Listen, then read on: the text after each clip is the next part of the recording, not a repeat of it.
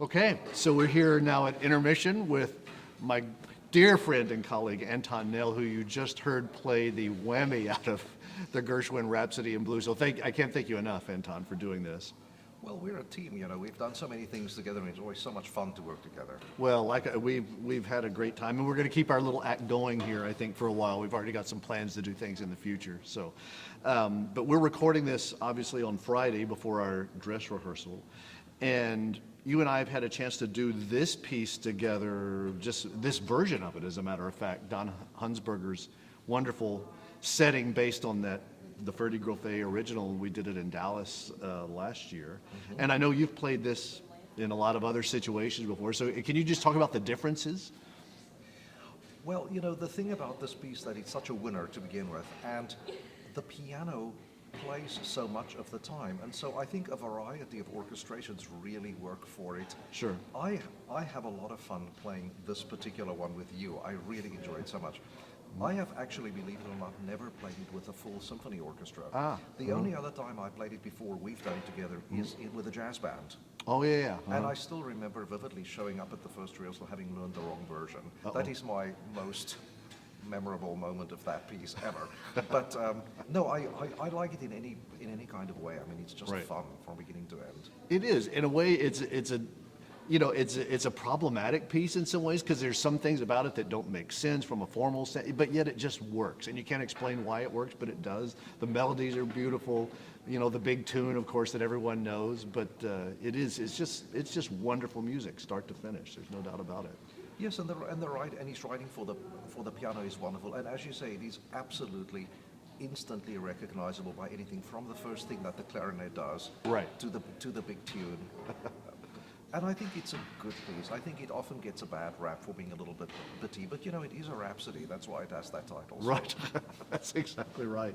So just tell us a little bit about all the other things that you have going on right now, because you're all over the place. So we're fortunate that we could snag you to do this. So it worked out perfectly well to do this on this all Gershwin concert. I like to be snagged. That's just a good thing.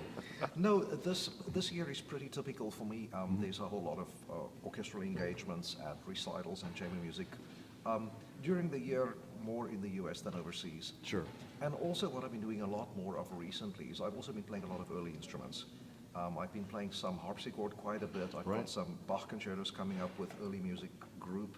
And I also played the Poulenc harpsichord concerto with the Austin Symphony. Right. And a couple of weeks ago I gave a forte piano recital.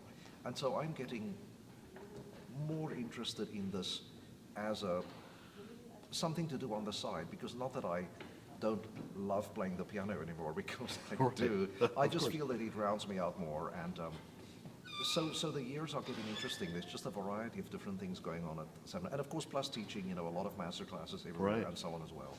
Right, and you spend your summers at Aspen, in addition to playing all over the place as well, and you're active there as a recitalist and a collaborator, of course. So. Oh yes, they definitely. That's a big chunk of my summer, yes. And then I always spend a week at Ravinia in Chicago area, and then plus wherever else I need to be. Right. Well, we're always, it's so great to be able to do anything together. I've been able to do the Stravinsky concerto a number of times, and so anyway, always looking for the next project. So what about as far as new music for the piano? Are there pieces or composers that interest you, that you think, if there was only a piece, from this composer, or things that interest you, or are you just learning all of the repertoire that you've already played and continuing to explore that even more? The thing about the piano repertoire is that it's pretty much a bottomless pit. Yeah. And I mean, even though I play a lot of it, I realize that by the end of my life, it won't even be the tip of the iceberg, much as I'd like to think so. Sure. So I tend to spend my time more playing traditional music, but I do hear some wonderful new music, especially when my students bring it. I've got a number of students who have a real gift for absorbing and, performing completely contemporary pieces with great aplomb, including things with extended techniques and so on. So I enjoy that. I attended a concert by our by guest artists here in Austin last week, and they played some fascinating new music. And I thought to myself, well, you know, I need to get my act together and learn something in my spare time. That's right, all of your spare time.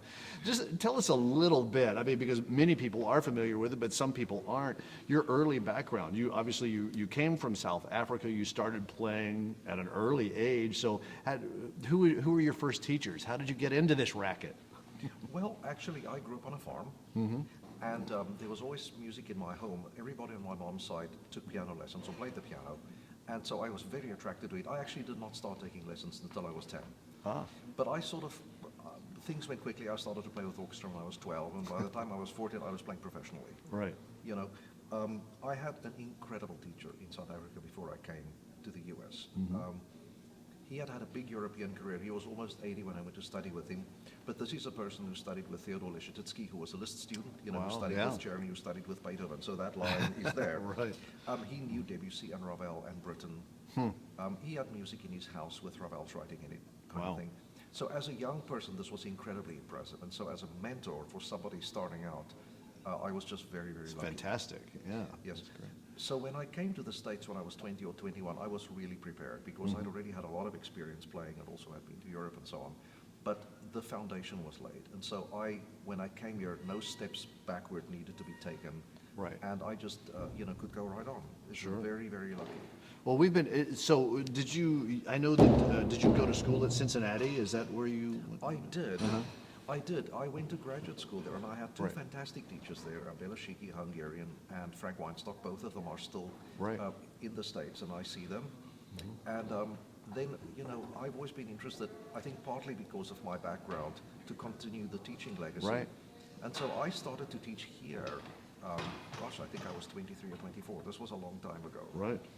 But that was the beginning of all of it. Right. And then, fortunately for us, I mean, our great fortune, because you went from here, you were at Eastman for a while, in Michigan for a while, and then you came back here, and so we're not letting you go. We've decided. We've all taken a vote, so you're held captive. I don't think anything can get me away from here anyway. But I've always loved Austin very much, Right. and everything about it, and the people and the city, and of course my job. Sure. And when I left the first time, I think it was important for me to spread my wings Sure. and do something. But, I had such close contact with this place, it was always like a home to me anyway. Right. That I think it was inevitable that I would come back. Right. Well, I can't thank you enough for doing this. I mean, it's so great, not only just to be a part of this today, but just the collaborations we've had. I've treasured every minute of it, and I keep looking forward to even more. So thank you so much. Likewise. Thank you, Jerry. Absolutely. Thank you, Anton. Great. Okay, Donnie Ray Albert. So after intermission, they're going to hear you and Gloria Quinlan in this magnificent setting, Catfish Row, Donald Hunsberger's setting for wind band, of this fantastic music from Porgy and Bess, and we're so fortunate to be able to do it with you, not only because you have a great voice, but you have a history with this piece. I do. So why don't you tell us a little bit about that? Well, Houston Grand Opera in 1976 did a production of Porgy. I was asked to do it, and first time I was actually in Memphis, Tennessee. It was my second year of actually singing professionally, and David Gockley contacted me and asked me if I would be interested because I had already sung in Houston, and I said no. And a friend of mine, Frank Rizzo, who was a friend of mine from Wolf Trap, from my Wolf Trap days, apprenticeship days, called me and almost cursed me out over the telephone and says, "Are you out of your mind? What are you thinking?" Yeah, exactly. He said, "This is a good opportunity for you. You should do it." So I did it, wound up going all over the world with it. In '76, we were actually called the Bicentennial Production, 1976, of America's musicals, of the music in America. This is what opera is in America. And I received so many different questions, actually, from David Gockley, John DeMaine. Do you think this is going to work, given the climate of the U.S. now compared to what it was in the 50s? Right. And my reply to them was, Jack O'Brien was our director, and I said, well, why are you asking me? I'm a singer.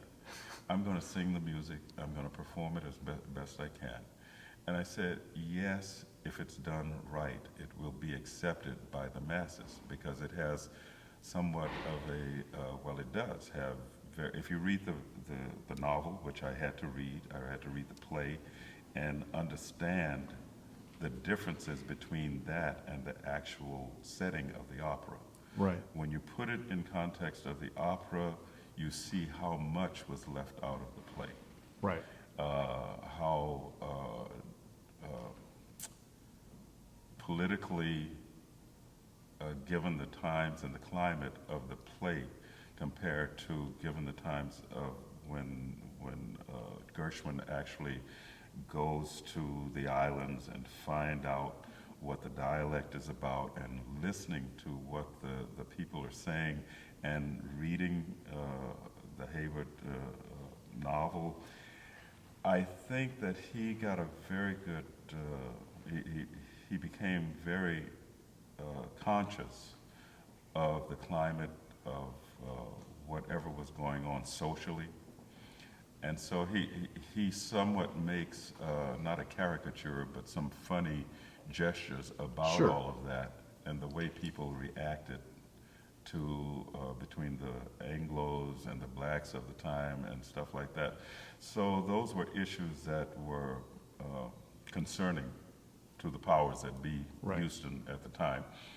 But once we put it on stage in Houston, and the now defunct Memorial Auditorium, I think that's where we performed it first, it was accepted like nobody's business. We I'm had sure. sold out houses everywhere. When we got to Broadway, I was surprised that they actually closed it down when they did because Right. it was still selling extremely well. We still had to go out on the road again, and we eventually went to Europe in '78. And that's when you found out what opera lovers really are all about, because the Italians, I shall never forget that review, which we never got in America, because I remember there were times when reviewers would not even mention my name. Sure. They would always mention the Bess, but they never mentioned me as a Porgy. They might have said he's the Porgy, but they never really reviewed whether or not it was good, bad, indifferent, whatever. And so I've, from a psychological standpoint, you looked at that and said, well, what are they thinking and what are they seeing? And I had already talked with Mr. Duncan, Todd Duncan, who was the first Porgy, and I coached the role with Bill Warfield. I spent a week in New York in his townhome, in his brownstone in New Right. York, every day, 6 days, 5 days, that Monday, Tuesday, Wednesday, Thursday, Friday. We had a standing appointment to go in and work Porgy for a week.